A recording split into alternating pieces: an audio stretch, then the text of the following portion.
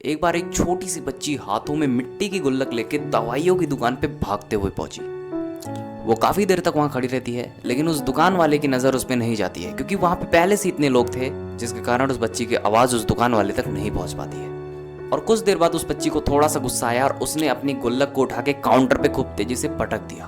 और आसपास जितने लोग भी खड़े थे सारे उस बच्ची को देखने लगे। दुकानदार ने उस बच्ची से पूछा, बेटे आपको क्या चाहिए? फिर वो बच्ची ने बहुत ही भोलेपन से बोला, मुझे एक चमत्कार चाहिए। फिर दुकानदार ने बोला, बेटे चमत्कार तो यहाँ नहीं मिलता है। फिर बच्ची को लगता है वो दुकान वाला उस बच्ची से झूठ बोल रहा है। मेरे गुल्लक में बहुत सारे पैसे हैं, बस आप बोलिए कितने आपको पैसे चाहिए, लेकिन मैं आज यहाँ से चमत्कार लेके ही जाऊंगी। लेकिन उसी काउंटर पे एक और आदमी खड़ा था और उस आदमी ने उस बच्ची से पूछा, बेटे आपको चमत्कार क्यों चाहिए? और फिर उस बच्ची ने अपनी कहानी बताई। अभी कुछ दिन पहले मेरे भाई के सर में दर्द हुआ, मेरे पापा मम्मी उसे हॉस्पिटल ले गए। उसके बाद कई दिन तक मेरा भाई घर नहीं आया और मैं जब भी पापा से पूछती तो वो बोलते वो आ जाएगा, कल आ जाएगा। तो मैंने देखा कि मम्मी रो रही थी और पापा कह रहे थे कि उसकी दवाइयों के लिए जितने भी पैसे चाहिए उतने हमारे पास नहीं है, अब उसको कोई चमत्कार ही बचा सकता है। तब मुझे लगा कि मेरे पापा के पास इतने पैसे नहीं है तो क्या हुआ, मेरे पास तो हैं।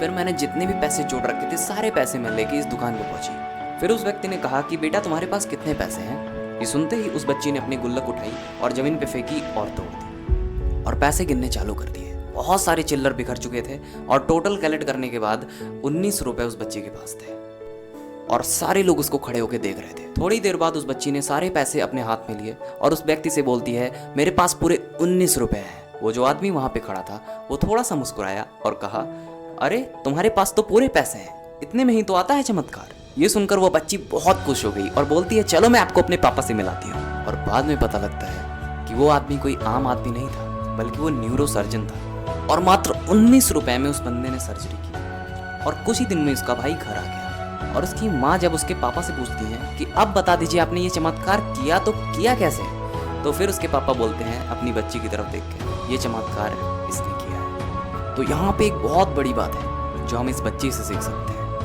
कि हमारी जिंदगी में ऐसा समय जरूर आता है कि हमें कुछ समझ में नहीं आता है और हम हिम्मत हार जाते हैं, और फिर हमारे अंदर एक बच्चा होता है जो कोशिश करने से कभी पीछे नहीं हटता है, क्योंकि उसे लगता है कि मेरे लिए कुछ भी नामुमकिन नहीं है, क्योंकि उसको ना शब्द पता ही नहीं होता है कि ना शब्द होता क्या है, और वो कोशिश किसी भी हाल में नहीं छोड़ता है। और जाते जाते बस इतना ही कहना चाहूँगा, जो कमज़ोर होते हैं वो अपनी किस्मत पे रोते हैं, और जिन्हें आगे बढ़ना होता है वो पत्थर का सीना चीर के भी आगे बढ़ जाते हैं।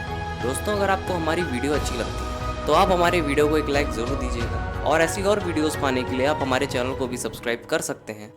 धन्यवाद।